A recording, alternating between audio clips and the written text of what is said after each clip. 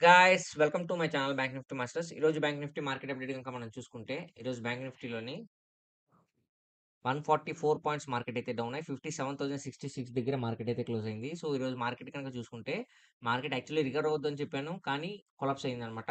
So, past 3 days నుంచి friends నేను ఏదైతే హోంవర్క్ చేసి నేను ఏదైతే చెప్తున్నానో, దానికి నెగెటివ్‌గానే ఎళ్తుందనమాట. ఈ 3 డేస్ కొంచెం లోగా ఫీల్ అయ్యాను. బట్ ఈ 3 డేస్‌లో నేను ప్రాఫిట్ అనేది నేను ఎర్న్ చేసినా సరే, మన ట్రేడ్ సెటప్ అనేది వర్కౌట్ అవ్వలేదనమాట.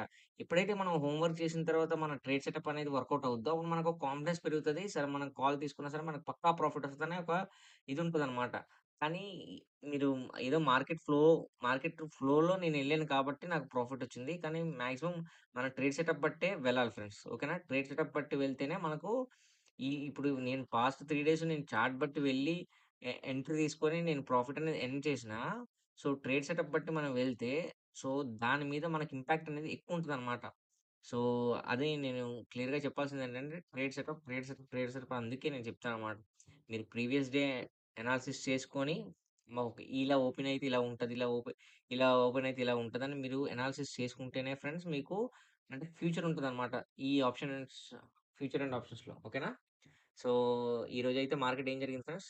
సో, రికవర్ అవుద్దని చెప్పాను. గ్యాప్ అప్ అయింది. గ్యాప్ అప్ అయిన తర్వాత అదే బిగ్ ఫాల్ జరిగింది. ఎప్పుడైతే ఒక 15 మినిట్స్ బిగ్ ఫాల్ అనేది జరిగిపోయిందో, సో, మనకు ఆబ్వియస్‌లీ తెలుసనమాట. ఇక్కడ నుంచి మార్కెట్ ఏమైనా కన్సల్టేషన్ అవుతుందా? లేదంటే ఇక్కడ నుంచి ఒక రికవరీ అయిపోతుందా అని.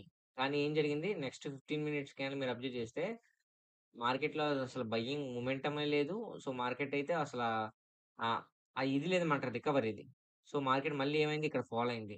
సో, ఇంక నేను ఎటువంటి ఎంట్రీ తీసుకోలేదు ఫ్రెండ్స్. అంటే ఇక్కడ క్లారిటీ లేదు.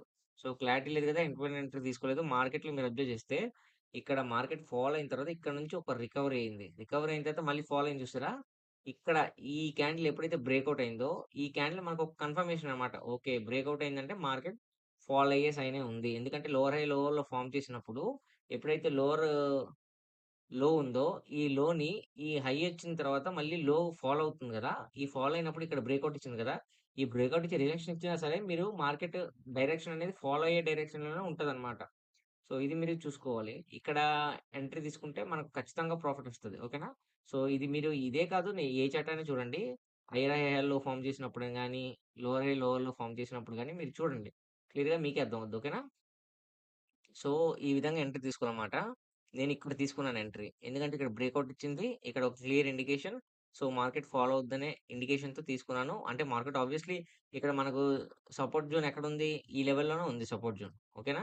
ఈ లెవెల్‌లో ఉన్నప్పుడు మనం ఎంట్రీ తీసుకోవచ్చనమాట. మార్కెట్ అంటే ఈ లెవెల్ వరకు పడొచ్చు. లేదా ఇక్కడ నుంచి బౌన్స్ బ్యాక్ అవ్వచ్చని. సో, దీన్ని బేస్ చేసుకొని తీసుకున్నానన్నమాట.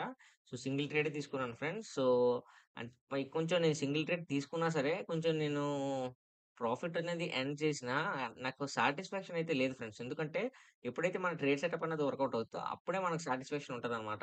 అప్పటి వరకు మనకసల ఇప్పుడు ప్రాఫిట్ ఎర్న్ చేసినా అంటే ఈ ఈ పాస్ట్ 3 డేస్ నుంచి నేను ప్రాఫిట్ ఎలా ఎర్న్ చేశానో, సో ఇవంతా చూస్తే కంప్లీట్‌గా ఒక వన్ సైడ్ ర్యాలీలు జరిగాయి కాబట్టి ఎంట్రీ చేశాను తప్ప, ఒకవేళ ఇన్ కేస్ గనక కన్సల్టేషన్ అయితే మాత్రం లాస్ వచ్చేది నాకు.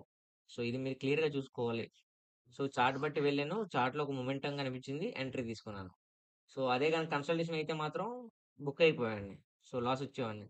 సో, ఈ విధంగా జరుగుతుంది ఫ్రెండ్స్. సో, రేపు మార్కెట్ ఎలా ఉండబోద్దంటే, రేపు ఫ్రైడే కాబట్టి కొంచెం మార్కెట్ కొంచెం వాలటైల్‌గా ఉంటది. సో, మాక్సిమం మార్కెట్ అయితే ఫాల్ అయ్యే సిగ్నల్స్ చూపిస్తుంది. ఎందుకంటే బయర్స్ యొక్క ప్రెషర్ అంతగా లేదు. సెల్లర్స్ యొక్క డామినేషన్ అనేది ఎక్కువ కనిపిస్తుంది. మార్కెట్ ఫాల్ అయ్యే అవకాశం ఉంది. ఇన్‌కేస్ గ్యాప్ అప్ అయినా, గ్యాప్ డౌన్ అయినా 15 మినిట్స్ క్యాండిల్ బేరిష్ క్యాండిల్ వస్తే మీరు పుట్ ఆప్షన్ ప్లాన్ చేసుకోండి. ఓకేనా? సో, తిరిగి మళ్ళీ మనం రేపటి వీడియోలో మళ్ళీ మనం కలుద్దాం. నా వీడియో గనుక నచ్చితే వీడియోని లైక్ చేసి ఛానెల్ అయితే సబ్స్క్రైబ్ చేసుకోండి. Thanks for watching.